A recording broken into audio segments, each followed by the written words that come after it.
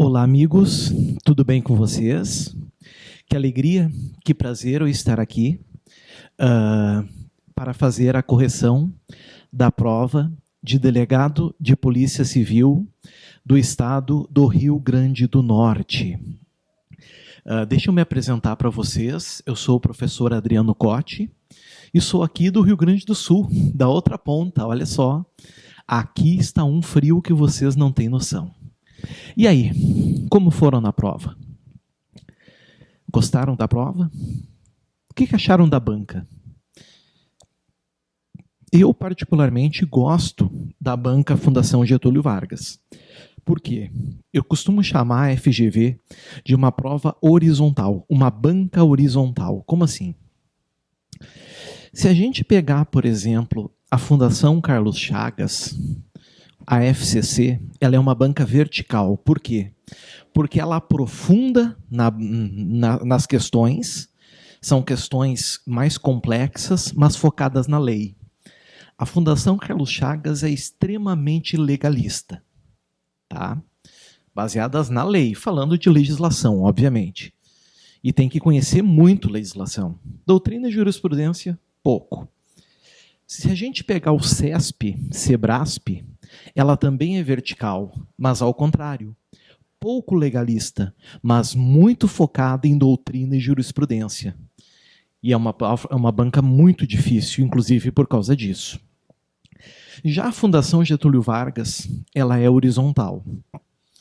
Ela não exige grande conhecimento, aprofundados conhecimentos na lei, de decoreba, de memorização de artigos, penas, e também não exige grandes, estapafúrdios conhecimentos de doutrina e jurisprudência, mas sim o básico, que um estudante de direito, que um concurseiro deve saber. Por exemplo, o mínimo para ser um delegado de polícia, certo? O que eu vou corrigir aqui com vocês serão 4 disciplinas da prova, as 4 que eu ministro, certo? Eu vou trabalhar com vocês. Aqui a correção do direito penal.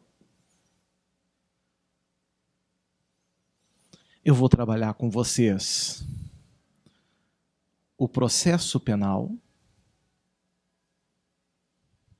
Eu vou corrigir também a legislação especial e também criminalística.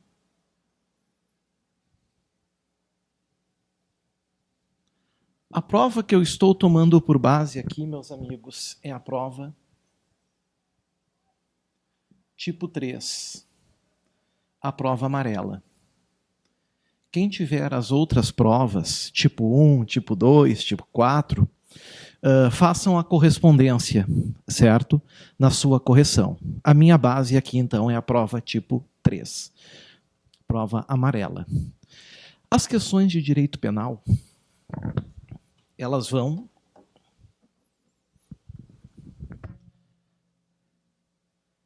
da 16 até a 30, certo? 16 a 30. Processo penal, 31 a 45. Legislação especial, 46 a 60. E criminalística, 91 a 95. Aqui está. Essas são as questões. Precisa ter a prova em mãos para continuar aqui, para conferir a correção? Não. Não precisa, porque eu fiz isso para vocês. Estamos com a prova aqui. Vamos corrigir a prova, então. Vamos começar agora com direito penal. Direito penal estava extremamente fácil. O provinha fácil, amigos. Tinha que conhecer o básico do direito penal. O básico. Não precisava ir além. Vamos começar, então, com a questão 16, né? Questão 16. Vamos ver o que ela diz. Deixa eu reduzir um pouquinho para ela encaixar aqui.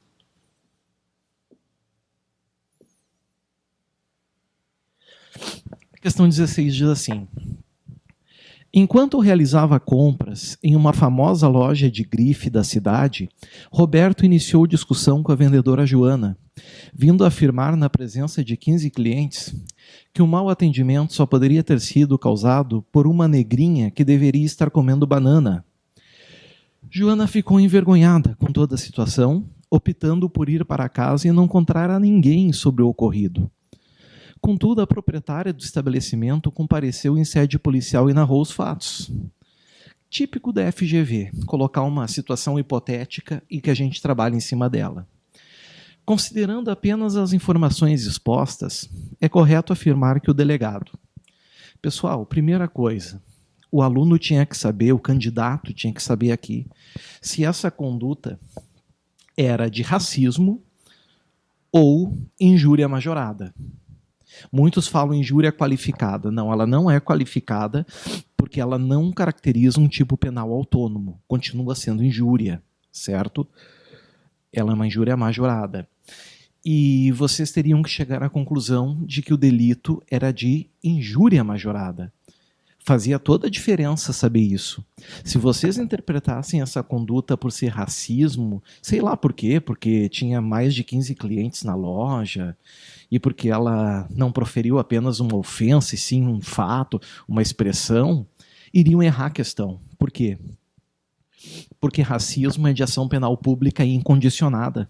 E aí sim, qualquer do povo que fosse na delegacia comunicar o fato, a polícia era obrigada a instaurar inquérito, porque a ação penal é pública incondicionada. Ocorre que, como o fato aqui não é racismo, porque não está na lei do racismo, né? Lei 9777 de 90, se não me engano, algo assim, 9771, algo do tipo, que são fatos, né? Não permitir que uma pessoa se matricule na escola, não permitir que um negro entre no restaurante, coisas assim. Essa conduta se encaixa no Código Penal, artigo 140, parágrafo 3º. E sendo uma injúria majorada, a ação penal é pública condicionada à representação. Então a polícia, o delegado de polícia, ele só pode instaurar inquérito, certo? Só pode instaurar inquérito se o ofendido representar. Essa questão, inclusive, ela nem é de direito penal, ela é de processo penal, porque tu teria que conhecer, além do 140, parágrafo 3º, conhecer também o artigo 5º, parágrafo 4º do Código de Processo Penal, que diz: o inquérito policial nas ações penais que depender de representação não poderá sem ela ser iniciado. Então, pessoal, toda alternativa que diz que deverá instaurar inquérito está errada. A letra A está fora, porque o delegado não pode instaurar inquérito, pois não houve representação. A letra B eu posso manter. A letra C eu posso eliminar. A letra D eu tenho que manter. A letra E eu posso eliminar. Só nessa eu já eliminei 3 alternativas, ficando 2. Certo? Ele não pode instaurar inquérito. Começa por aí. Tá? E por que ele não pode? Porque a ação penal é pública condicionada, que exige a representação da vítima. Letra B de Brasil. Está aqui. A letra D está errada porque fala que a injúria racial é simples e ela não é, ela é majorada. E a ação penal não é privada, ela é pública condicionada à representação. Por isso, errada a letra D. Gabarito, então, B de Brasil. Questão perfeita. Podemos avançar e entrar agora na questão 17. Vamos nela.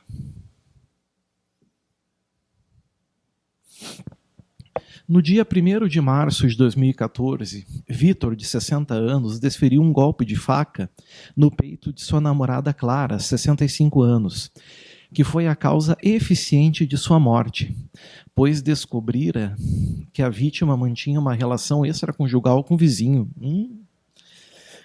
Foi instaurado inquérito para apurar o evento, entrando em vigor no curso das investigações a Lei 13.104 de 2015, passando a prever a qualificadora do feminicídio. Ou seja, surgiu uma qualificadora após o fato ser praticado.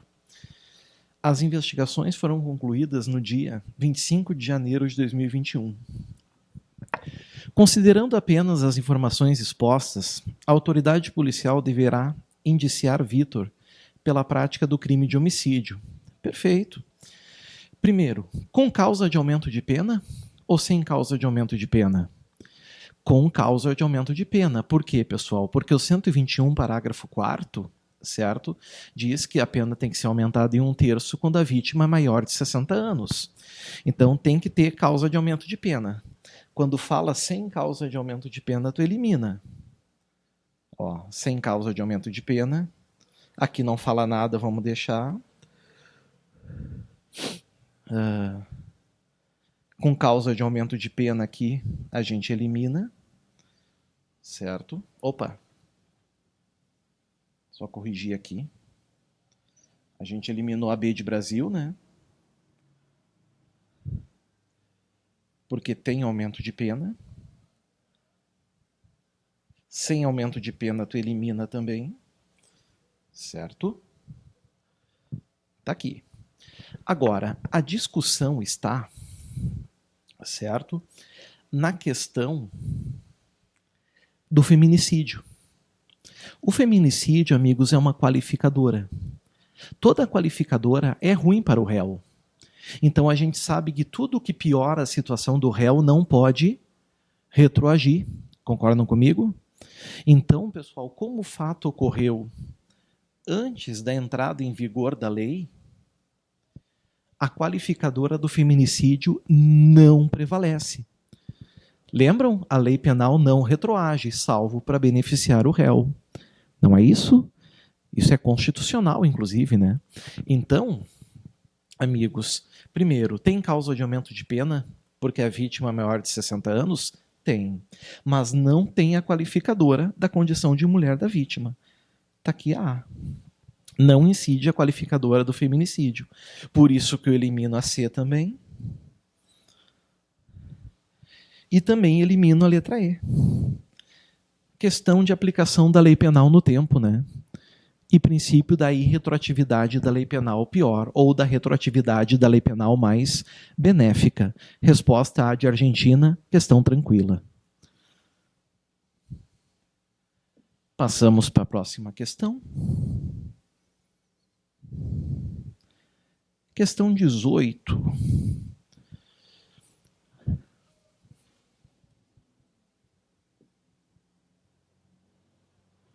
Haroldo convence Bruna a aplicarem um golpe no casal de noivos Marcos e Fátima, apresentando-se como organizadores de casamento.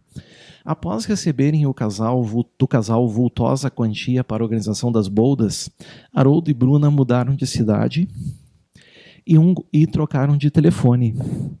Percebendo que haviam sido vítimas de um golpe, Marcos e Fátima registraram os fatos na delegacia, demonstrando interesse em ver os autores responsabilizados pelo crime de estelionato. Após o registro da ocorrência, Bruna, arrependida por conta própria, efetuou a devolução ao casal de parte do dinheiro que havia recebido. Considerando que houve reparação parcial do dano, pois é, amigos, é um crime sem violência ou grave ameaça, certo? Foi antes do oferecimento da denúncia ou da queixa, foi ato voluntário da vítima, tem tudo para ser arrependimento posterior. Mas por que esse comportamento aqui, essa conduta na teoria do delito, não entra como arrependimento posterior? Porque a reparação do dano para a jurisprudência ela tem que ser integral, certo? E ela foi parcial. Então, ela não é atípica, ela é típica, ambos respondem por estelionato, a letra A está fora. Letra B diz que Haroldo responderá por estelionato consumado, com certeza, né? É estelionato em concurso de agentes. Enquanto Bruna terá sua tipicidade afastada pela reparação parcial do dano. Não, a reparação parcial não afasta a tipicidade. Letra C. Haroldo e Bruna responderão por estelionato. devendo Bruna ter sua pena diminuída pelo arrependimento posterior. Não. O arrependimento posterior reduz a pena de 1 a 2/3. Mas, como eu disse, a reparação do dano ela deve ser integral. Letra D. Haroldo responderá por estelionato tentado. Não, né? O estelionato é consumado. Enquanto Bruna terá a tipicidade afastada? Nunca. Logo só sobra a letra E. Haroldo e Bruna responderão por estelionato consumado, sem a causa de diminuição da pena, pelo arrependimento posterior, porque o arrependimento posterior exigiria daqui reparação integral, completa da coisa, e inclusive atingiria o Haroldo se acontecesse. A redução da pena seria de 1 a 2/3, ok? Respondida a 18, passamos para a 19. É a do Gerson. Vamos lá. Vamos para o Gerson. Gerson foi condenado por decisão transitada em julgado em 16 de novembro de 2015 à prática de 1 ano e 6 meses de reclusão pela prática do crime de furto consumado em 8 de agosto de 2013. Em 20 de fevereiro de 2020, Gerson teve sua punibilidade extinta pela prescrição da pretensão executória. Ou seja, o Estado perdeu o direito de executar a pena, não de punir. Ou seja, ele, em tese, teve a punibilidade, o poder de punir, a sentença condenatória existiu, transitou em julgado, só que não foi possível executar. Em 30 de novembro de 2020, Gerson foi denunciado pela prática de roubo consumado em 21 de 11 de 2020. Sendo esses os únicos delitos por ele praticados, Gerson, quanto aos teus antecedentes criminais, certo? Quanto a seus antecedentes criminais. Letra A. Será considerado reincidente. Será? O que é reincidência? É quando, num intervalo de 5 anos, tu comete um novo delito. Certo? Em 5 anos a contar do trânsito em julgado. Então, o que aconteceu aqui, pessoal? O trânsito em julgado foi no dia 16 de 11 de 2015, certo?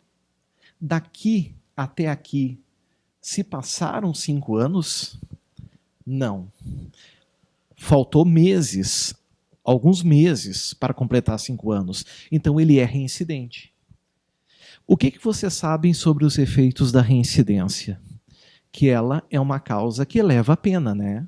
Uma causa que faz com que a pena seja aumentada, ok? Porém, o que acontece, pessoal? Não é possível, certo? Ao mesmo tempo, aplicar também, na primeira fase da dosimetria, um aumento afastando da pena mínima pelos maus antecedentes. Esse é o entendimento do STJ. Tá? O STJ entende que quando há reincidência, o juiz tem que manter a pena base, sem levar em consideração os antecedentes, e aumentar somente na segunda fase, por força da reincidência. Aumentar na primeira fase, pelos antecedentes, e depois ainda agravar pela reincidência, configura bis in idem, que é vedado no ordenamento penal brasileiro. Tanto que o STJ editou uma súmula, que é a súmula 241, que fala sobre isso. Então, pessoal, a letra A fala que ele será considerado reincidente, e isso é verdade. Mas a mesma condenação não poderá servir para fins de maus antecedentes. Está aqui. Ele é reincidente, mas ele não possui maus antecedentes, porque são os únicos delitos por ele praticados. Se ele tivesse outros... Oh, boa questão.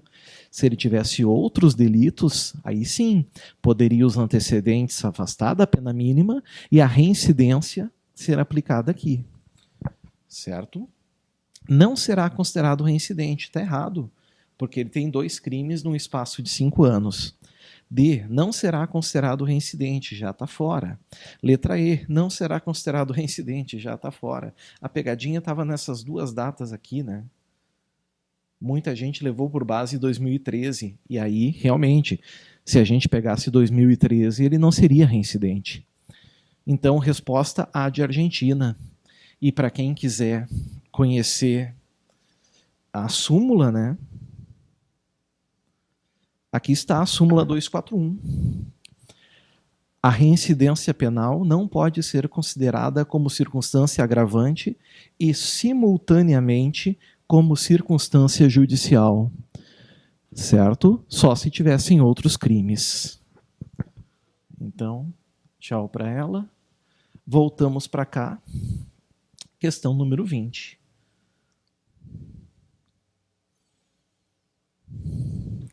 Questão número 20. Prescrição é a perda pelo Estado do direito de punir, prescrição da pretensão punitiva, ou executar a pena, prescrição da pretensão executória, em razão do decurso do tempo, tratando-se de causa de extinção da punibilidade. Sobre o tema, analise as afirmativas a seguir. Gosto desse tipo de questão. Às vezes, eliminando uma assertiva, tu quase mata a questão, né? 1. O termo inicial da prescrição da pretensão punitiva é o do dia em que cessar a permanência em crimes dessa natureza. Isso está certo? Está certo. Crimes permanentes são aqueles que se prolongam no tempo. Enquanto o fato estiver ocorrendo, o crime está se consumando. Por exemplo, cárcere privado. Enquanto a pessoa está no exílio, enquanto ela estiver confinada, o crime está acontecendo. E o flagrante pode se dar a qualquer momento. Ter em depósito drogas também, né? Isso é um crime permanente. É diferente do homicídio, que é um crime instantâneo, se consuma num momento específico. Inclusive, o homicídio ele é chamado de crime instantâneo com efeitos permanentes, né? É diferente. Então, a 1 está certa. Tá? Quando terminar o confinamento, por exemplo, no cárcere privado, aí sim começará a contar o prazo prescricional. É uma exceção, né? Porque geralmente começa a contar da data do fato. Se a 1 está certa, eu elimino a B, elimino a C e elimino a E. A resposta só pode ser A ou D. Logo, a 2 com certeza está errada, porque ela não está nem na A e nem na D. A 2 diz que a publicação do acórdão condenatório interrompe o prazo da prescrição da pretensão executória. Está errado, porque é da pretensão punitiva. Certo? A 3 vai determinar a resposta. A desclassificação posterior pelo tribunal do júri faz desaparecer a causa de interrupção da prescrição em razão da pronúncia. Isso está certo? Neca? Não, isso está errado. Certo? A pronúncia interrompeu o prazo prescricional. Recomeça todo de novo o prazo. Se o tribunal desclassificar, o prazo vai continuar correndo. Certo? Não vai aqui, amigos, desaparecer a causa de interrupção. Então a 3 está errada, só sobrou a letra A. Aqui está. Por isso que a 20 é A de Argentina. A banca foi muito feliz nessa questão. Questão 21.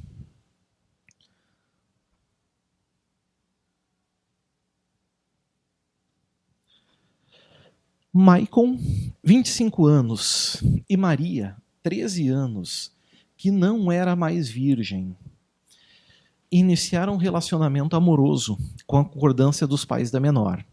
Após 2 meses de namoro, ainda antes do aniversário de 14 anos de Maria, o casal praticou relação sexual, o que ocorreu com o consentimento de Joana, mãe da adolescente, que após conversar com Maicon, incentivou o ato sexual entre os dois como prova de amor. Tomando conhecimento do ocorrido dias depois, André, pai de Maria, ficou indignado com o ato sexual e registrou o fato na delegacia. Diante desse quadro, é correto afirmar que... Amigos, a resposta é letra A, claro. Maicon e Joana, que é mãe da Maria, responderão por estupro de vulnerável. Por que por estupro de vulnerável? Primeiro, porque ela era vulnerável. Ela era menor de 14 anos. Ah, mas ela não era mais virgem. Isso é relevante? Não. Certo? Não interessa a vida pregressa sexual da vítima. Ah, mas tem a concordância dos pais, a concordância dela, ó. Entendeu? A concordância de... Não importa também. O consentimento é viciado. Por que na forma majorada? Porque a mãe, amigos, quando é praticado também pela mãe, nós temos uma causa de aumento de pena pela metade. Certo? Se não me engano, lá pelo artigo 225, por ali, 215, 225, por ali do Código Penal. Tá? E como Joana é mãe, ela tinha poder, dever de evitar o resultado. Ela era garantidora por lei. É o artigo 13 do Código Penal, né? Tem por lei obrigação de cuidado, proteção e vigilância. Então ela cometeu o estupro de vulnerável na forma omissiva e imprópria. E o Maicon na forma comissiva, através de um fazer.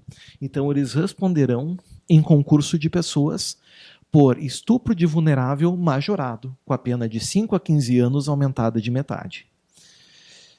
B diz que o Maicon responde por estupro de vulnerável e Joana por corrupção de menores. Aí tá errado, tá?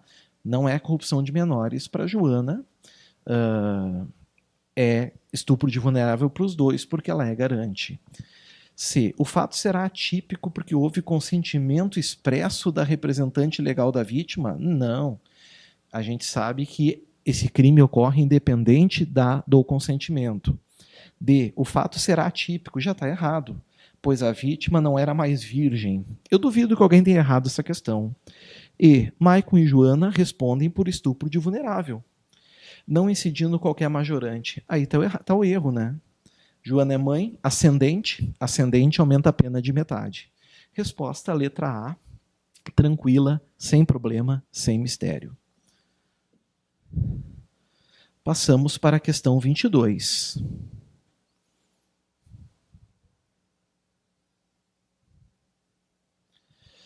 Durante evento na loja de uma operadora de telefonia móvel, Teresa, aproveitando-se da distração dos funcionários, subtraiu para si um aparelho celular. Ao chegar em casa, sua mãe descobriu o fato e a convenceu a comparecer à delegacia para devolver o aparelho subtraído, o que foi por ela feito no dia seguinte. Aqui eu critico a banca, porque ela já fez uma questão parecida, sobre o mesmo tema. Faltou criatividade para o examinador. Diante dos fatos narrados, a conduta de Teresa configura furto na forma tentada, pois houve arrependimento eficaz. 2 erros, né, pessoal? Primeiro, porque se houvesse arrependimento eficaz, o fato seria atípico. Não haveria crime aqui. Os fatos anteriores não seriam considerados. É a chamada teoria da ponte de ouro de Franz von Liszt, certo? Então, o crime já se consumou. Quando Teresa subtraiu o aparelho e levou para casa, certo? O crime já está consumado. No arrependimento eficaz, o agente impede que o resultado ocorra. Aqui o resultado já ocorreu, então não é arrependimento eficaz. A letra B também está errada. Não é furto na forma tentada, pois houve desistência voluntária. Não houve desistência voluntária. O fato se consumou, a Teresa subtraiu e levou para casa. Certo? Então está fora a letra B. Atipicidade em razão do arrependimento eficaz. Já deixamos claro que não é arrependimento eficaz. Furto na forma consumada, tá certo? Tá certo. Com causa de diminuição, 1 a 2/3, pelo arrependimento posterior. Perfeito. Artigo 16 do Código Penal. Tá aqui. Certo? A letra E diz, furto na forma consumada, sem causa de diminuição de pena, pois a restituição da coisa não se deu de maneira espontânea. Senhores, a lei exige que a reparação seja voluntária, não exige que seja espontânea. Então não importa por que motivou a gente ou o que motivou a gente a restituir a coisa ou reparar o dano. Se foi por medo de ser preso, se foi por conselho da mãe, se foi porque bateu o arrependimento mesmo, não interessa se foi por conselho do advogado. O que importa é que foi voluntário, não precisa ser espontâneo. Por isso, errada a letra E também. Resposta certa, D de Dinamarca. Certinho? Vamos para a questão 23. Questão da Lidiane. O bom é que a banca também não usa Tício, Caio e Mévio, né? Lidiane, exímia nadadora, convida sua amiga Karen para realizarem a travessia a nado de um rio, afirmando que poderia socorrê-la caso tivesse qualquer dificuldade. Durante a travessia, Karen e Lidiane foram pegas por um forte redemoinho, que as puxou para o fundo do rio. Lidiane conseguiu escapar, mas em razão da forte correnteza não conseguiu salvar Karen, que veio a falecer por afogamento. Considerando o fato acima narrado, Lidiane. Letra A. Será responsabilizada pelo homicídio de Karen por omissão imprópria, visto que criou a situação de perigo e assumiu a posição de garantidora. Pessoal, cuidado. A Lidiane, ela assumiu a posição de garantidora, porque ela realmente criou o risco da ocorrência do resultado, né? Ao convidar e levar a vítima, a Karen, para o rio, certo? Mas o erro da letra A diz que ela vai ser responsabilizada pelo homicídio de Karen.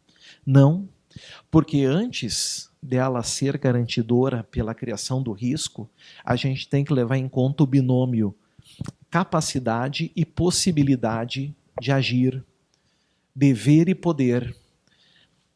A Lidiane tinha o dever. Por que ela tinha o dever? Porque ela criou o risco. Então ela tinha o dever de agir, mas ela não tinha a possibilidade. Então ela não responderá por esse homicídio. Entenderam? Aqui a gente costuma chamar de uma garantidora incompleta, né? Ela não tinha como salvar a vítima. Então, a letra A está fora. A letra B diz que assumiu a função de garantidora. Assumiu, devendo responder pela omissão de socorro com resultado morte. Não, porque a omissão de socorro é um crime que exige dolo. É um crime omissivo próprio que exige dolo do agente. Não é o caso. Está fora. Letra C. Assumiu a função de garantidora. Perfeito. Mas não responderá pela morte de Karen, pois estava impossibilitada de agir. Do binômio faltou o poder de agir. Então a letra C é a correta. Aqui está. Letra D. Não será responsabilizada pela morte de Karen, visto que não possuía o dever de agir. Não. O dever ela tinha, porque ela criou o risco da ocorrência do resultado. Letra E. Não assumiu a função de garantidora. Errado. Ela era garantidora, mas ela não responde por omissão de socorro porque não tinha dolo. Resposta da 23, então, amigos, letra C de Canadá. Percebam que eu não estou me apegando a ficar dizendo o tempo inteiro os artigos da lei, tá? E sim comentando as questões. Súmulas eu até comento, mas dispositivos legais não tem sentido. Questão 24. Extremamente fácil. Durante uma partida de futebol, Rogério agrediu Jonas com um soco, que lhe causou um leve ferimento no olho direito. No dia seguinte, Jonas vai tirar satisfação com Rogério. O cara não gostou de ter levado um soco, né? E no meio da discussão, saca uma arma de fogo e parte na direção de Rogério. Isso é um perigo atual ou iminente, pessoal? É, né? Que então retira da sua mochila um revólver que carregava legalmente e dispara contra Jonas, causando sua morte. Considerando a situação apresentada com relação à morte de Jonas, Rogério responderá por homicídio? Não, né? Por quê, pessoal? A gente sabe que esse comportamento caracteriza a legítima defesa. E o artigo 23 do Código Penal diz que não há crime quando o agente pratica o fato em legítima defesa. Então ele não responderá por homicídio. Toda alternativa que disser que ele responderá por homicídio está errada. Por isso que a B também está fora. Certo? A letra D a gente também elimina. Ou a letra certa é C ou é a letra E. E aí vocês tinham que saber o que a legítima defesa exclui, né? E a gente tem que lembrar que a legítima defesa é uma excludente de ilicitude, não de culpabilidade. Por isso que está errada a letra C e certa é a letra E, né? Está aí o artigo 23, que tem uma rúbrica marginal, exclusão de ilicitude, depois diz: não há crime quando o agente pratica o fato. Inciso 2, em legítima defesa. Está aqui, 24, E de Equador. Questão 25. 25. Aqui está ela.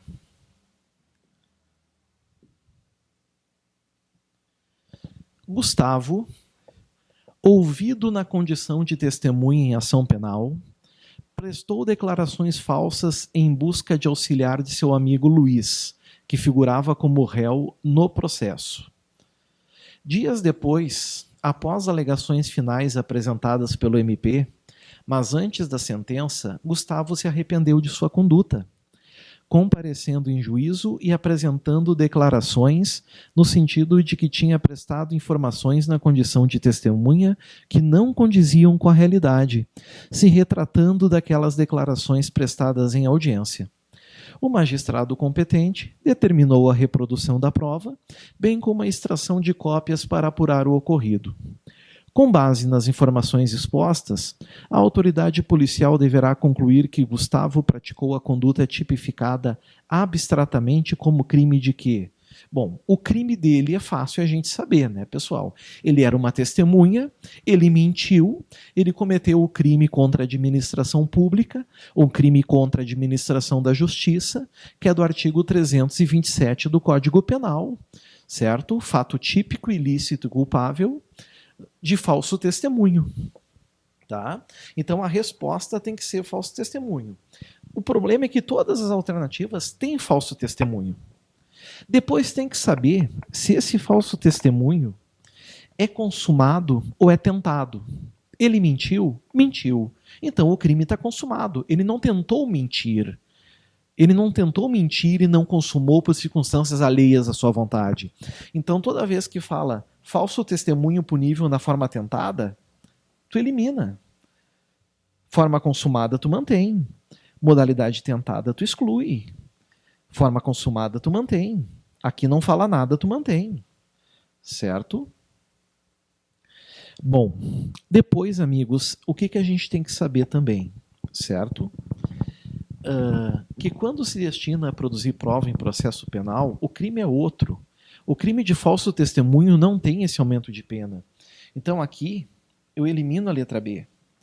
A resposta é D ou E, certo? O problema é que nós temos aqui, além do tipo penal, uma causa de extinção de punibilidade, que está no parágrafo 3º. Então esse aumento de pena não vai incidir, porque não incide aumento de pena em alguém que não é punível. O fato aqui é típico, ilícito, culpável, mas não é punível, porque diz o que o fato deixa de ser punível se o agente, no processo em que ocorreu o ilícito, se retrata ou declara a verdade, que foi o que aconteceu. Por isso que a resposta é letra E. Falso testemunho, mas o fato não será punível em razão da retratação realizada. Está aqui. Certo? Foi a 25. Vamos para as últimas 5 questões de direito penal. Questão 26. Questão do Wesley, da TV. Wesley havia alugado um apartamento parcialmente imobiliado e, após o encerramento do contrato de locação, chamou Sidney, seu amigo, que nunca havia estado no imóvel, para ajudá-lo com a retirada de seus pertences. Durante a mudança, Wesley garantiu a Sidney que a televisão que se encontrava na sala era de sua propriedade e deveria ser retirada, embora Wesley tivesse ciência de que o aparelho pertencia ao proprietário do imóvel. Ao perceber a situação, o proprietário do imóvel registrou o boletim de ocorrência contra o Wesley e o coitado do Sidney também. Analisando os fatos acima narrados, certo? A conduta dos agentes pode ser assim classificada. O Wesley não tem o que discutir, né? O Wesley cometeu furto, ok? O Wesley cometeu furto. Onde diz que o Wesley não responderá por furto, a gente elimina. A A diz que ele responderá por furto, temos que manter. A B diz que ele responderá por furto. Mas eu já posso eliminar, porque está dizendo que o Sidney responderia por furto culposo. E furto culposo existe, pessoal? Não, né? O furto é um tipo penal que só existe na forma dolosa. Então eu elimino a letra B. Ok? Apenas o Wesley responderá por furto, pois o Sidney agiu em erro sobre o objeto, ficando isento de pena. Na verdade, amigos, não é um erro sobre o objeto, porque esse erro aqui não é um erro acidental, certo? É importante cuidar. O erro sobre o objeto, ele sempre tem o dolo no seu interior. Eu quero cometer um crime contra um determinado objeto e atinjo outro. Eu quero destruir uma vidraça, mas atinge um carro. Eu tenho dolo, eu quero, certo? O Sidney aqui não queria cometer o delito, ele foi induzido a erro. Então, o erro aqui não é sobre o objeto, está fora também, certo? Letra D. Apenas o Wesley responderá por furto, pois Sidney agiu em erro de tipo, claro, sobre a coisa alheia. Ele acreditou que era do amigo, provocado por terceiro, sendo atípica sua conduta. É o artigo 20, parágrafo 3º do Código Penal, erro determinado por terceiro. Nesse caso, só responde o agente que provocou o erro. Sidney agiu em erro de tipo, tá certo. Afastando a culpabilidade? Não. É a tipicidade, e não é dos dois, é só dele. E como afasta a tipicidade dele, eles não responderão em concurso de pessoas. Por isso que a A está errada também. E aí só sobrou realmente a letra D de Dinamarca, né? Erro provocado por terceiro, certo? Para o Sidney. O Wesley responde por furto qualificado pelo concurso de pessoas. Pena de 2 a 8 anos de reclusão. Foi a 26. Vamos para 27.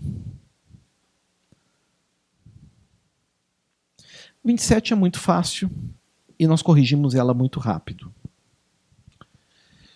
João, fiscal de um município do estado Alfa, som, só cuidando da bateria, passava por uma rua de comércio popular com a família, enquanto seu filho avistou um comerciante vendendo balões de personagens infantis e insistiu que queria um. João então se dirigiu ao vendedor e exigiu que ele lhe desse o balão pretendido pelo filho, que estava sendo vendido para outro casal, dizendo que trabalhava para a prefeitura e que, se não fosse atendido, chamaria a guarda municipal para prender os objetos e lavrar o próprio auto, ou o auto próprio. Ao proceder da forma narrada, João praticou em tese a conduta tipificada como extorsão? Não, porque esse crime foi praticado por funcionário público numa exigência em razão de suas funções. A extorsão é praticada por particular e o indivíduo pratica não em razão de suas funções. Se esse João, fiscal do município, dissesse para o indivíduo, ou tu me dá esse balão ou eu sequestro a tua família, aí seria extorsão. Mas como foi algo relacionado às suas funções, chamar a guarda municipal, o crime dele é de concussão. Crime contra a administração pública, certo? Praticado por funcionário público contra a administração, artigo 316. Exigir para si ou para outra, indireto ou indiretamente, certo? Ainda que fora da função antes de assumi-la, mas em razão dela, vantagem indevida. Está aqui. Corrupção passiva não é porque é solicitar ou receber vantagem indevida, e ele aqui fez o quê? Exigiu, tinha que conhecer esse verbo aqui. Exercício arbitrário das próprias razões não é. O artigo 345 do Código Penal é fazer justiça pelas próprias mãos, e não tem nada de justo aqui. Corrupção passiva não é, porque seria solicitar ou receber. E não incide a insignificância, entendimento da jurisprudência, de que não incide o princípio da insignificância nos crimes contra a administração pública. Com raríssimas exceções, né? Se um funcionário se apropria de 2 folhas de ofício, por exemplo, ele não responderá por peculato. Mas crimes com ameaça, por exemplo, não incidem em insignificância. Resposta, então, da 27B de Brasil. Questão tranquila. Antepenúltima questão. Questão 28. Questão 28, vamos nela. Questão 28 diz que o Renan convence Patrick a furtarem bens de uma residência, que estava desabitada. No dia seguinte, o dono da casa, de 51 anos, o João, toma conhecimento do ocorrido e aciona a polícia, que após investigação identifica Renan e Patrick, apurando no curso do inquérito que Renan sabia que o imóvel era de seu pai adotivo, o que Patrick desconhecia. Com base nessas informações, as condutas de Renan e Patrick podem ser assim identificadas. Pessoal, muito fácil, né? Tinha que ir lá nos crimes contra o patrimônio e lembrar das famosas escusas absolutórias, não é verdade? É uma isenção de pena, uma condição de não punibilidade objetiva, certo? Impunibilidade objetiva. Quando se tratar de crimes contra o patrimônio sem violência ou grave ameaça, contra menor de 60 anos, e for ascendente, descendente, o indivíduo é isento de pena. Então,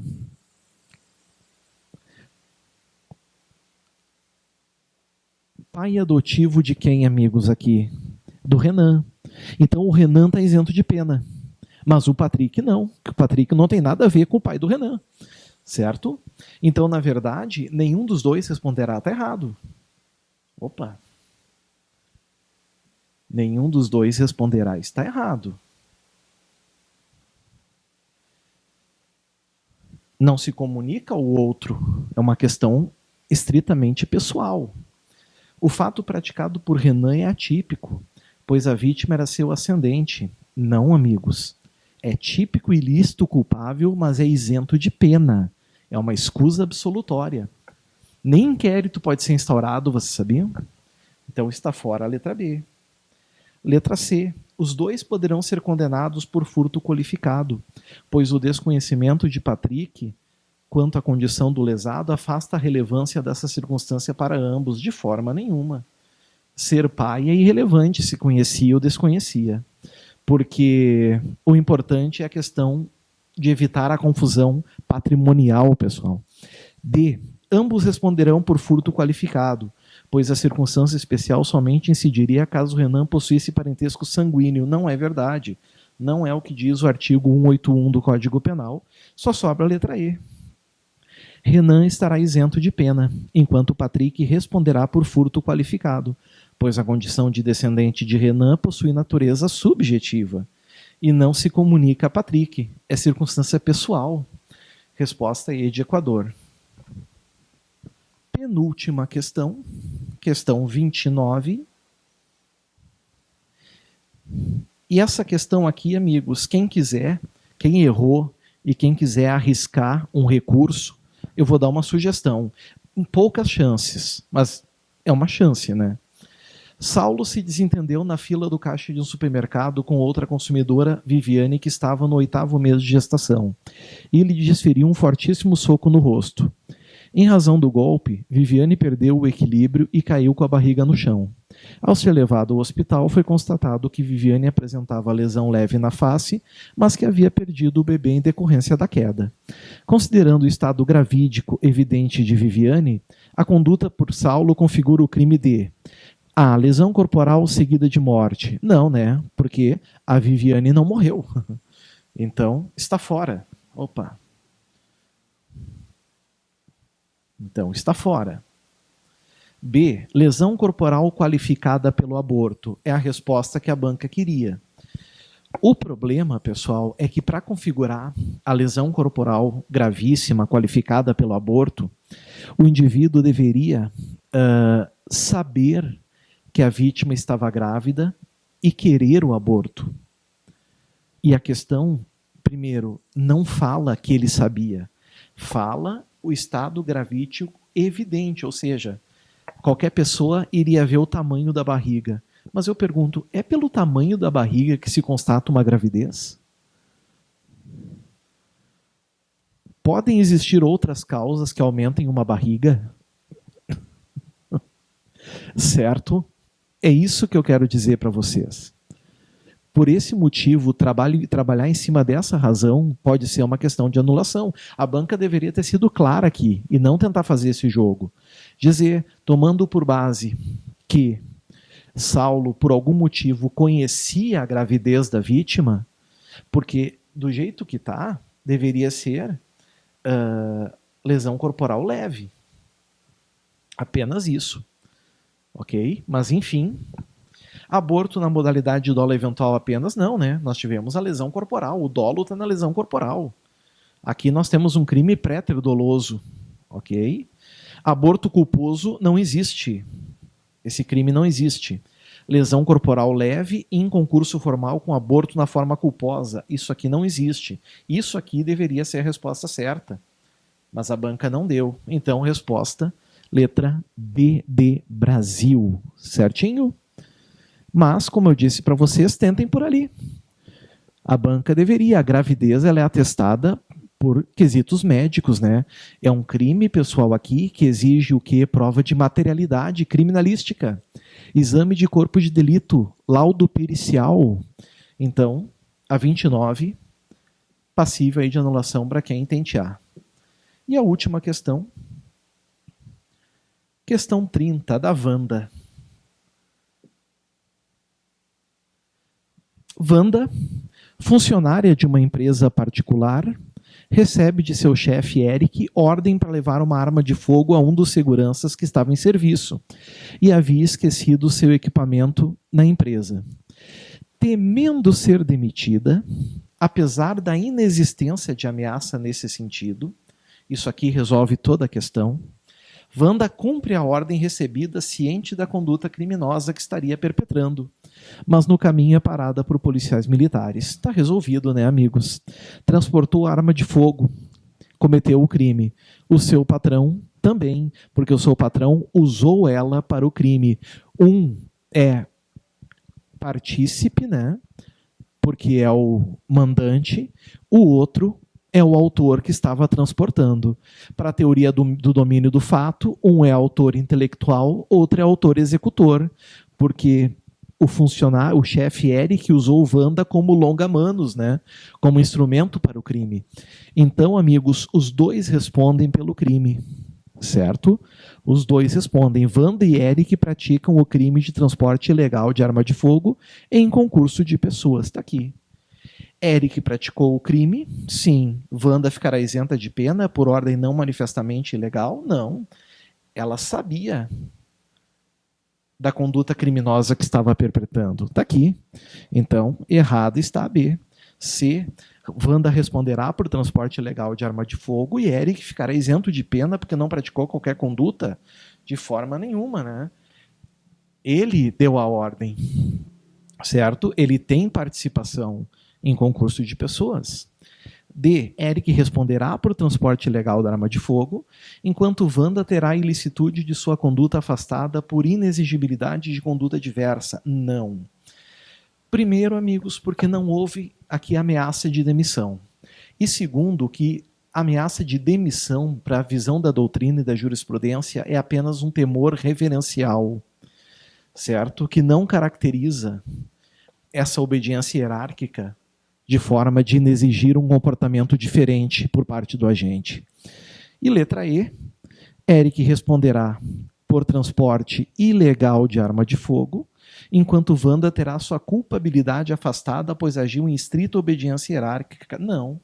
A obediência hierárquica só exclui a culpabilidade isenta de pena quando for uma ordem não manifestamente ilegal, o que não era o caso aqui. Por isso, prezados amigos, a resposta da 30, então, é letra A de Argentina, certo? E também A de até daqui a pouco. Agora nós vamos fazer uma pausa, tomar um cafezinho, tomar um chazinho, dar uma relaxada, e nós vamos ter a parte 2 dessa correção, onde eu vou corrigir processo penal com vocês, da questão 31 até a questão 45. Aguardo vocês, um grande abraço, até lá, valeu, tchau, tchau.